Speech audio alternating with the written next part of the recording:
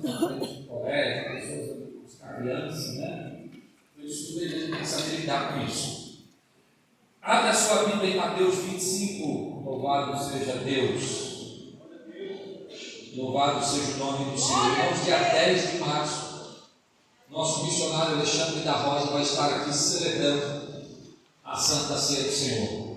A Santa Ceia aqui no Ciro Cercado, ela está tomando um status diferente. Quem estava na ceia, sabe? Que bênção foi o culto, né, irmãos? Foi bênção ou não?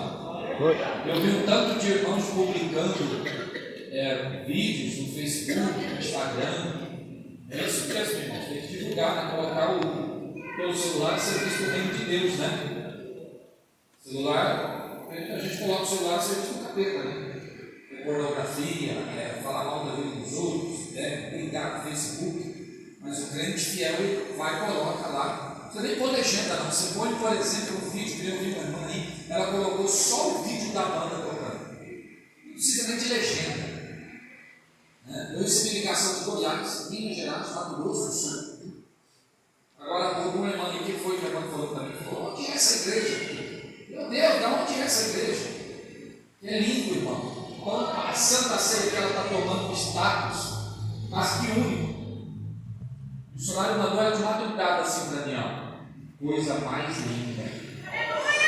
Glória a Deus. Você vê o missionário elogiar, mas que negócio. Não, velho. Mateus 25, quem achou, diga amém. E dia 10 nós vamos surpreender o missionário. Vamos fazer um negócio tão diferente aqui. Bom, essas janelas aqui nós vamos colocar banco na janela, porque vai ter que encher isso aqui de um jeito diferente. Amém? E está gostoso, né, irmão? Santa Ceia está gostoso, né? Está uma bênção. Eu fico muito triste, tem irmãos que às vezes não tem. Eu sei que uma minoria não tem condição mesmo, está trabalhando, está doente, né? Ou tem pessoas que têm fobia de multidão, tem pessoas que têm medo de um avião, tem pessoas que não querem o microfone na mão, tem pessoas que não chegam, tem mil pessoas que dentro da igreja. Ou lá em minha igreja não, minha igreja só dá 200. Então vamos lá, Mateus 25, quem achou, diga amém. O Espírito Santo de Deus está me revelando aqui uma mãe que está aqui, mas está preocupada com o filho. Cadê essa mãe? Deus está cuidando, querido. Deus te trouxe aqui para abençoar seu filho. Você vai levar Deus para a tua casa. Bom? Olha o Espírito Santo já te deu. Deus conhece tudo. Conhece ou não? Vamos lá. Eu estou falando de mãe, deixa eu falar uma coisa para vocês. Deus é homem ou é mulher?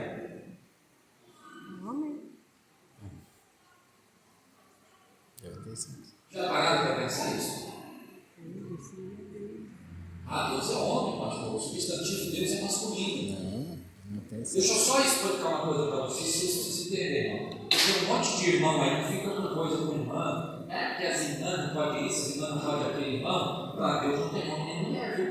Glória a Deus. Deixa eu explicar para os irmãos que a palavra Deus é um substantivo masculino. Mas o amor de Deus não é comparado com o amor de um pai humano, é comparado com o amor de uma mãe humana.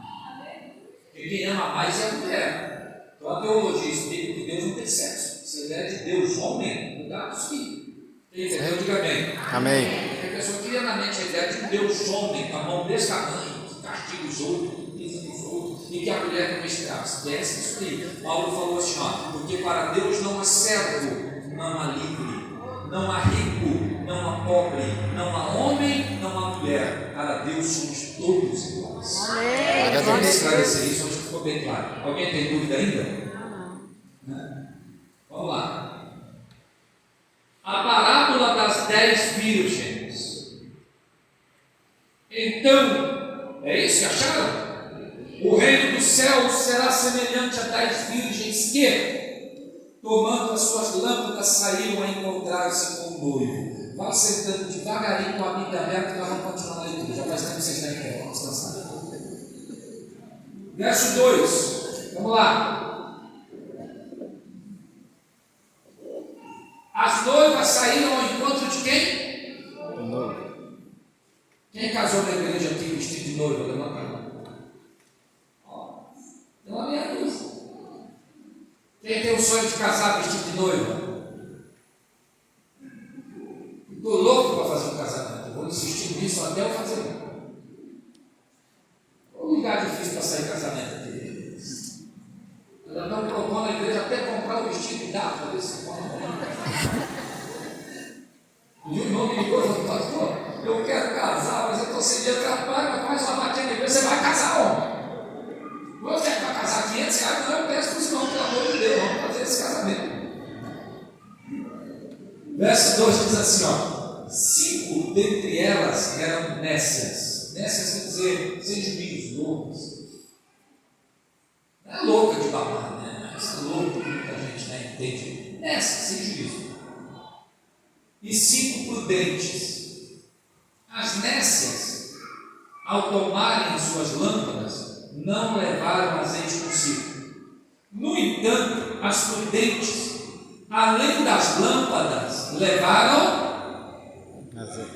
azeite nas vasilhas. Isso aqui é muito profundo, né, irmão? Além das lâmpadas, elas levaram o combustível que produzia o fogo. Tem muita gente que vem na igreja, mas não carrega o azeite dentro de si. Ele não consegue acender o fogo do Espírito Santo na vida dele. 5. E tardando o noivo, foram todas tomadas de sono e adormeceram. Mas à meia-noite ouviu-se um grito: eis o noivo, saia ao seu encontro. Então se levantaram todas aquelas virgens e prepararam as suas lâmpadas. Prepararam quer dizer, acenderam, né? E as nécias disseram aos prudentes: dai-nos do vosso azeite, porque as nossas lâmpadas estão se apagando. Mas as prudentes responderam: não, para que não nos falte a nós e a vós outras. Ide antes aos que vendem e compraram. E saindo elas para comprar, chegou o noivo, e as que estavam apercebidas entraram com ele para as bodas, e fechou-se a porta. Mais tarde chegaram as virgens nécias, clamando. Meu Deus, essa ideia de fechar as portas aqui, os tribulacionistas adoram isso. Eles falam assim: vai ter tempo da igreja que vai para a terra. Isso aqui. Vamos lá. E saindo elas para comprar, chegou o noivo, e as que estavam apercebidas entraram com ele para as bodas, e fechou-se a porta. Mais tarde chegaram as virgens nécias, clamando: Senhor, Senhor, abre-nos a porta. Mas ele respondeu: em verdade vos digo que não vos conheço. Você já imaginou Jesus, o maior amor revelado ao homem, ao universo, olhar para uma pessoa e dizer para essa pessoa: eu não te conheço? Você já imaginou o tamanho do agravante, dos agraves, dos erros praticados para que Jesus possa falar isso para uma pessoa? Porque a gente entende que quando Jesus foi para a cruz e abriu os braços na cruz e derramou a última gota de sangue, ele criou um abismo de amor tão infinito que a teologia, por mais que se esforce, não consegue achar o fundo desse abismo. A gente tem o péssimo hábito de criar perfis, de dizer, né, de se escandalizar com atitudes humanas. A gente olha para um Hitler e diz assim: miserável, desgraçado, você tem que queimar um fogo no inferno. Mas mesmo o Hitler, se ele se arrepender e vier, se ele tivesse se arrependido e vindo para a cruz, Jesus ainda o perdoaria e o abraçaria. Consegue imaginar a profundidade desse abismo? A gente tem um péssimo hábito de dizer assim: ai, fulano largou da esposa para morar com outro homem. Miserável, que horror! Foi para o inferno. Se uma pessoa dessa correr para Jesus, Jesus abraça e perdoa ele. O Um amigo do pai que a gente faz feliz tinha que ir para uma cadeira elétrica. Mas se ele pedir perdão, ainda que ele vá para uma cadeira elétrica, Jesus perdoa ele e escreve o nome dele no livro da Bíblia. Faz ideia do tamanho desse amor, irmão. Ele estava na cruz e havia um crucificado que zombava dele. Ô poderoso Deus, desce daí. Tu não é o Deus, tu não é o Salvador do mundo, salva-te a ti mesmo, para ficar sofrendo essa dor. Não tem mais. Agora mesmo eles vão vir aqui com um pedaço de pau e vão quebrar nossas duas pernas. Porque era ato dos romanos para certificar de morte aquele que estava na cruz. Quando esse já não emitia nenhum sinal mais de vida, eles ainda quebravam as duas pernas com um pedaço de pau para garantir que aquele homem estava morto. Era tipo o atestado de homem que foi crucificado. O soldado passava e, para ter certeza de que o cidadão estava morto, quebrava-se as pernas. Porque no quebrar das pernas produz uma dor tão calcitante que, mesmo desacordada, a pessoa ia esboçar uma reação, então aqueles terminariam de matá-lo com uma lança ou qualquer coisa do gênero. A história mostra isso. Então o homem diz: olha, desce daqui e salva-te a ti mesmo, porque daqui a pouco até uma das nossas pernas vão quebrar. E no meio daquela dor infernal, o outro do outro lado ergueu a cabeça, diz a Bíblia, e disse: você não sabe o que fala, nós estamos aqui porque os nossos peitos nos trouxeram aqui. Nós estamos aqui porque os nossos pecados, erros e injustiças praticados por uma vida toda nos trouxe aqui. Mas esse homem nenhum pecado fez, ele é inocente. Olhou para Jesus e disse: mestre, olha, me arrepia, lembra de mim quando entrares no teu reino. Quem foi que falou para aquele ladrão da cruz que Jesus tinha um reino? Quem foi que falou para aquele homem que ele era o mestre? Quem foi que falou que ele era Deus? Alguns estudiosos especulam a possibilidade desse homem ter ouvido Jesus pregar a vida, ter visto Jesus falar da grandeza do céu em algum momento, não sabemos. Mas o fato que vem a nós pelas Escrituras é que, sendo assim ou não, ele reconheceu em Jesus a autoridade de Deus e pediu perdão dos seus pecados. Jesus olhou para ele e disse: filho, ainda hoje estarás comigo no paraíso do meu Pai. Essa frase de Jesus revela muito mais. Ela revela, essa frase de Jesus tem um conteúdo escatológico. Essa frase de Jesus mostra o que acontece no pós-morte. Essa frase de Jesus mostra que no mesmo dia, diferente do que muita gente prega que Jesus foi para o inferno, mentira, não acredito nisso. Jesus no mesmo dia pisou no paraíso, ele é Deus. Ele levou a alma desse homem para o descanso eterno, porque esse homem reconheceu as suas mazelas. Você sabe por acaso o tipo de crime que era passivo de condenação de cruz? Você já estudou isso? Já meditou? Já entendeu? Sabe quem ia para a cruz? Quem praticava o pecado de sedição, quem se amotinava contra o imperador ou contra o império, e ainda quem espancava ou violentava pessoas de idade no império. A Pax Romana trouxe um senso de justiça para os países anexados que todos nós temos. Quando a gente vê alguém cometer um crime bárbaro e não ser punido pela justiça do homem, a gente fica indignado, né? Diz assim: mas como é que pode? Fulano matou a mulher e está andando na rua, meu Deus, a lei do Brasil não funciona, soltaram até o nu. A gente fica indignado, achando que o homem não faz justiça. Irmãos, entendam vocês, a Pax Romana tinha um senso de justiça aflorado. A pena de morte era algo muito real no Império Romano. Se um homem espancasse a sua mãe, ele era crucificado.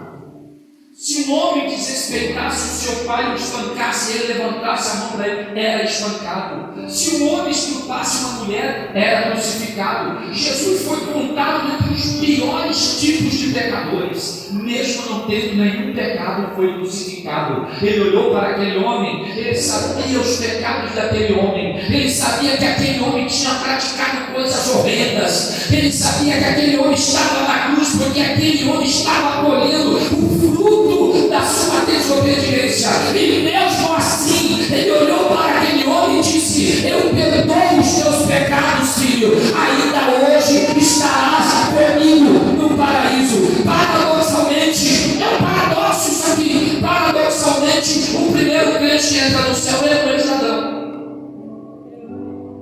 E a gente apontando o dedo para um e para outro, dizendo: você não vai. Fulano não vai porque falou mal do outro. Fulano, sabe? E Jesus mostra para o homem o seguinte: o poder da regeneração da cruz é infinito, o abismo do amor dele não tem limite. Ele olhou para um condenado, ladrão, pecador, e foi o primeiro crente que pôs o pé no paraíso. Aqui nós temos diante de nós uma mensagem, um texto escatológico que fala da vida de Jesus, revela detalhes do tipo de igreja que vai estar na terra quando a trombeta de Deus tocar. As Escrituras gostam de nos apontar que 50% dos crentes vão céu. Não dá para dizer que é literal, mas a tua chance de entrar no céu é muito grande, meu irmão. A minha chance, a nossa chance de entrar no céu é muito grande. Aliás, eu digo que a gente só vai para o inferno se a gente quiser. Jesus classifica dois tipos de igreja no momento do arrebatamento. Um ele chama de igreja louca, e a outra parte ele chama de igreja prudente. As características de uma igreja prudente também são reveladas no mesmo texto. Essa igreja era uma igreja desperta, uma igreja fecunda, uma igreja inteligente, né? Porque o crente cheio do Espírito Santo, ele não sai da casa dele para vir na igreja perder tempo, ele sai da casa dele no dia chuvoso como hoje, para vir ter um contato com Deus, para vir adorar a Deus, para sentir Deus tocar na vida dele. E eu digo mais, que depois de uma santa ceia, como foi salvo, eu ainda estou sentindo a presença de Deus daquele culto de sábado.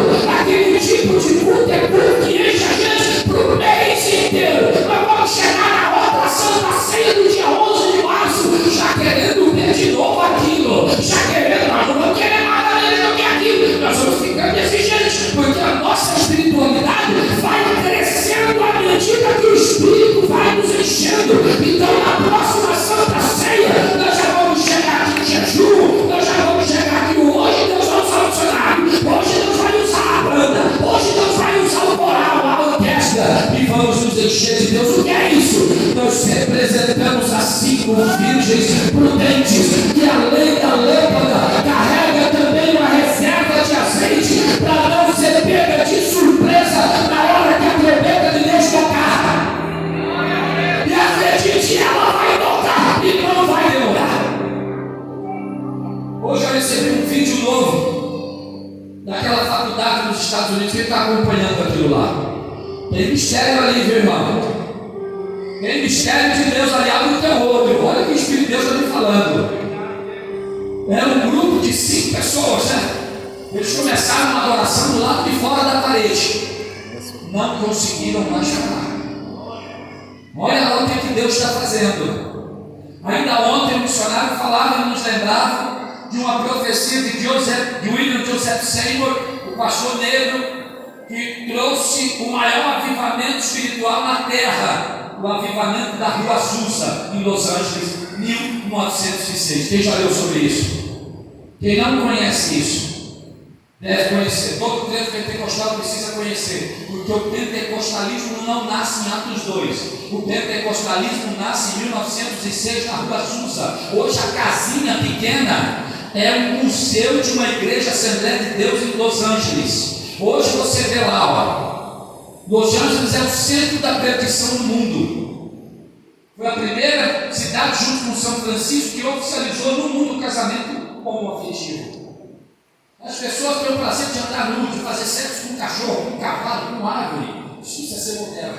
Mas naquela cidade, há 100 anos atrás, irmão, um pastor negro, no ápice da segregação racial norte-americana, aquele pastor estudava teologia numa faculdade batista do lado de fora. Ele não podia tomar aula do lado de dentro, porque toda a igreja era composta por pessoas brancas. Então a faculdade não aceitava. Fizeram uma janela mais ou menos como essa aí, ó. E ele ficava do lado de fora em pé. Foi o único jeito, o único meio que conseguiram fazer para ele estudar teologia. No meio do curso, lá no seu segundo, terceiro ano, uma mulher chegou para ele e falou assim: você já viu falar do batismo do Espírito Santo? Ele disse: sim, eu já li sobre isso. Você já viu falar que o batismo com o Espírito Santo é um empoderamento de Deus no crente, que coloca o crente com o tamanho e poder que o diabo não resiste, a enfermidade não resiste, o pecado não resiste? Ele falou: olha, se isso é verdade, nós vamos descobrir. Pegou ele, a esposa, mais 5 irmãs, e foram para dentro dessa casinha na Rua Azusa. A gente hoje ora 5 minutos, acha que orou, né? Eu vejo aqui na igreja, irmão, o Senhor estendeu a oração aqui, 10 minutos, tem gente que senta e pega o celular. Mas quer que Deus fale. Eles oraram 7 dias sem parar, 7 noites. Pensou que é isso? 7 dias, 7 noites. No 7º dia, Jesus batizou 6 pessoas no Espírito Santo. 1900 anos depois de Atos 2, o batismo do Espírito Santo volta na terra. E 6 pessoas foram batizadas. Só José não foi batizado. Deus tomou uma mulher em mandarim dentro da reunião, que ela ficou uma semana falando em mandarim, no idioma chinês, sem conseguir falar o inglês novamente. Ela olhava no pastor, ela pegava na Bíblia e começava a falar em línguas. Ela foi para o piano sem nunca ter tocado piano e tocou. 3 dias depois ele joelhou e falou: Deus, se isso é verdade, eu quero receber. Deus veio sobre ele e batizou ele pelo Espírito Santo. Hoje 700 milhões de pessoas ao redor do mundo confessam Jesus na linhagem pentecostalista, ou seja, acreditam no batismo com o Espírito Santo ao redor do mundo. Desse movimento nasceu a Assembleia de Deus, Quadrangular, e uma infinidade de igrejas ao redor do mundo, inclusive nós. Quase 100 anos depois, aqui estamos nós, por causa desse movimento. A coisa cresceu tanto, irmão, que em poucos meses ele teve que alugar um salão maior, que era um estábulo de cavalos, no centro de Los Angeles. E a história dá conta, irmão, que o culto era 24 horas por dia, não conseguia apagar o fogo, não conseguia parar o culto, e isso seguiu 24 horas por dia durante 22 anos. Sabe o que é isso? Durante 22 anos aquela igreja era 24 horas girando.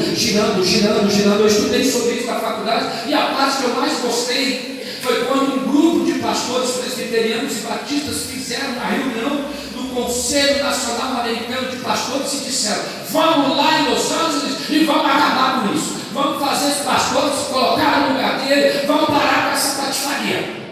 E o pastor, não me lembro o nome agora, Batista, encabeçou o grupo, mais de 30 pastores norte-americanos, todos teólogos, todos formados em teologia, todos homens letrados, foram visitar a igreja do pastor negro. Porque estava acontecendo fenômenos no centro de Los Angeles que até hoje não tem explicação. Pessoas caíram endemoniadas a 5 quadras da igreja. Pessoas eram batizadas a 1 quilômetro da igreja do Espírito Santo. O cidadão estava andando na rua de Los Angeles, de repente ele começava e ia orando sem saber, parava na porta da igreja.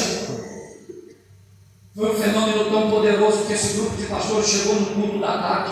Diz os relatos que eram 2 horas da tarde e o fogo estava caindo, mandaram chamar o pastor: chama o pastor negro de vocês, chama o Joseph William lá, nós queremos falar com ele. Isso aqui vai parar, o que é isso? Olha, o que é aquilo daí? Meu Deus, a mulher está suada, sapatinho, o que é isso? E que foram entrando para dentro da igreja, sem perceber, eles foram caindo na armadilha do amor. Eles foram caindo. Daqui a pouco, no meio da igreja, o pastor mais implicante da Batista olha para os outros e fala assim: vocês estão sentindo alguma coisa? Não estamos. O que está acontecendo? Eu não sei. Tem um negócio me puxando o altar e começou a sapatear e foi batizado com o Espírito Santo no meio da igreja. Sobrou uma meia dúzia deles para testemunho. Deus deixou para testemunha, porque anos mais tarde todos eles voltaram. Quando parou a oração, esse pastor já tinha arrancado paletó, já tinha arrancado gravata, já estava todo molhado. Deus já me deu a graça de ver isso na igreja, irmão. Aquela poça de lágrimas suou. Conseguiram trazer ele de novo para si. Disseram: pastor, o que é isso? Justo o senhor, pastor. Um disse: eu vim de Nova York aqui para te ajudar, homem. Tu me faz um negócio, tem sua vergonha que não está passando em nós. Ele pegou no ombro do pastor e disse assim: se tu quer ir embora, vai. Eu daqui não saio nunca mais, porque hoje eu conheci o poder de Deus. 100 anos depois, tem uma profecia de Joseph William. Glória a Deus! Em 1922, quando ele foi morrer, Deus falou para ele que 100 anos depois Deus traria na terra um avivamento maior que aquele. 2022. Estima-se que em 22 anos passou por lá 600 milhões de pessoas em Los Angeles só para receber o batismo do Espírito Santo. Foi o maior avivamento na terra desde que o cristianismo começou, maior do que na época dos apóstolos. E Deus falou para ele que ia levar ele no leito de morte. Deus falou para ele: daqui 100 anos, olha, arrepia, eu vou trazer um avivamento na terra que mais de 1 bilhão de pessoas vai se aproximar da minha cruz. Então não fica dando bobeira não, porque Deus está mandando um sinal na terra, viu? Deus está renovando pessoas, Deus está renovando crentes, Deus está tomando pessoas estão confessando pecados, pessoas estão abandonando a vida. Essa semana eu vi, irmão, presidente da igreja Videira, uma das igrejas mais liberais do mundo. Acho que mais liberal que era só a Bola de Neve. E ele disse que não vai dar Santa Ceia mais para Naziado. Ele falou que a vida inteira ele entendeu errado, mas que agora o Espírito Santo mostrou a verdade das Escrituras. Ele falou: uma pessoa para tomar Santa Ceia tem que ter uma condição civil resolvida. Se é casado, casado de verdade. Se é separado, separado de verdade. Mas nunca alguém que esteja em fornicação em adultério.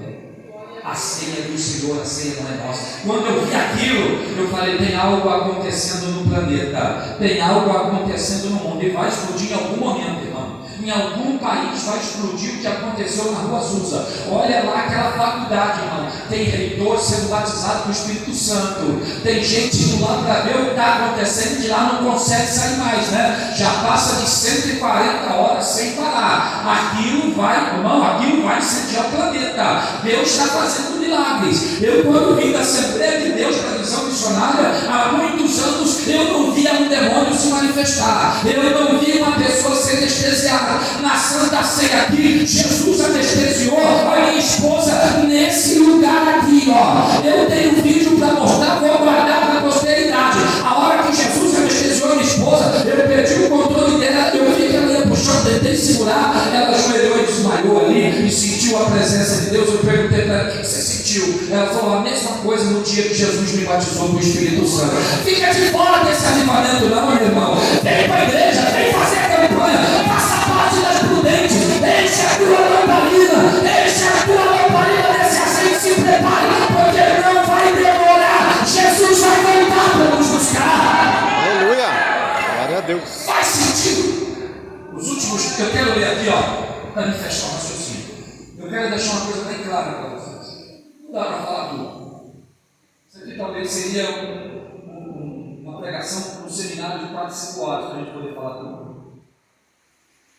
Tem um detalhe aqui que ninguém percebe, mas eu vou mostrar para vocês o que a escatologia revela para nós. Olha isso aqui. E tardando o noivo, foram todas tomadas de sono e adormeceram.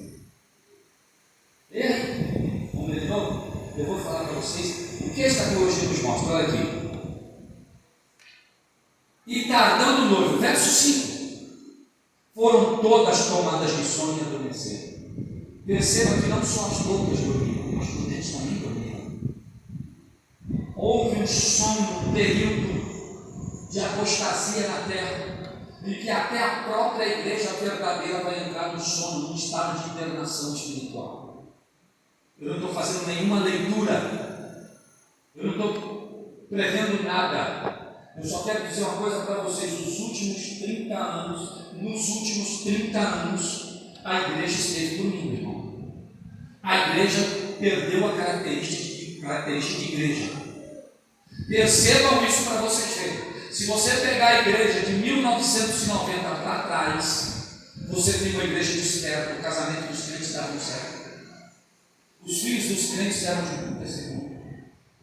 As pessoas entravam na igreja, havia transformação, as pessoas levavam a sério o cristianismo. Eu falo para vocês que eu peguei o final desse período. Eu peguei o final da década de 80 dentro da igreja. Era impensável, um irmão conversar com a irmã, uma criança andar no culto. Era impensável um caso de adultério no meio dos crentes. Quando isso acontecia, abalava-se um estado inteiro. Quem aqui é da década de 80? Pastor Elias, quem é aqui? Estou falando mentira, irmãos? Era impensável um homem mexer com a mulher de outro irmão dentro da igreja. Era impensável um crente comprar e não pagar. O crente chegava nas lojas e todo mundo ia beneficiar, porque sabia que o crente vendia a casa, mas pagava. Havia um temor. De 1990 para cá, a coisa foi. Chegou no ponto, irmão, que a igreja perdeu suas características de igreja. Hoje, se você falar que é um pastor numa loja, a pessoa nem te atende. Falei, você não paga bem. É ou não é? É verdade. As mulheres crentes, meu Deus do céu, irmão. Uma mulher crente casava, pastor Emerson. Meu Deus. Era aquela coisa mais linda. Hoje tem gente do mundo que não quer casar com mulher crente. Ela vai dar trabalho. Mesma coisa para o homem crente. E olha que a Bíblia diz: todas dormiam, haverá um momento na terra em que até a igreja verdadeira vai entrar no sono. Tá? Só que essa igreja, em dado momento, ela vai conseguir ouvir a voz do Espírito Santo, pastor Roberto. O que é isso? Um reavivamento na terra. Antes de Jesus arrebatar a igreja, esse texto escatológico nos mostra que haverá um grande avivamento. Faz sentido Jesus vir, irmão, no momento em que a igreja está dormindo? Faz sentido Jesus vir no momento em que a igreja não ora? Então, entenda isso, que a igreja vai passar por um grande reavivamento. Crentes vão ser despertos para a oração. Pastores vão ser cheios dos dons do Espírito Santo. Nós vamos ver maravilhas de novo no livro dos apóstolos acontecendo entre nós. Vai haver um derramamento do Espírito Santo. Fica de pé aí, em nome de Jesus. Eu quero que você faça parte desse avivamento, porque esse avivamento vai salvar a tua família. Esse avivamento vai salvar teu irmão. Ou você quer mandar aqui hoje, você que ama seu filho está no presídio, seu filho está nas drogas, pede para Deus agora: Senhor, não deixa eu de fora desse avivamento. Esse avivamento vai abrir as portas da cadeia e vai trazer seu filho para dentro de uma igreja. Esse avivamento vai trazer seu marido para a igreja. Esse avivamento vai trazer sua esposa. Esse avivamento vai restaurar o seu casamento. É tempo de avivamento. Levanta a mão do céu, começa na glória, glória, glória a Deus. Senhor, meu Deus, meu Pai, em nome de Jesus, Senhor, não deixa-nos de fora desse avivamento. Traga sobre nós a tua graça, a tua misericórdia. Eu sou só um pastor do universo de bilhões, meu Pai, que estou tentando trazer para essa igreja a real realidade de que o Senhor está para voltar, de que o teu poder, o teu Espírito Santo pode nos conduzir nessa vida até o dia que essa tremenda voltar, meu Pai. Não permita nenhuma das minhas ovelhas, Senhor, não permita nenhum dos teus pastores, das minhas obreiras, obreiros,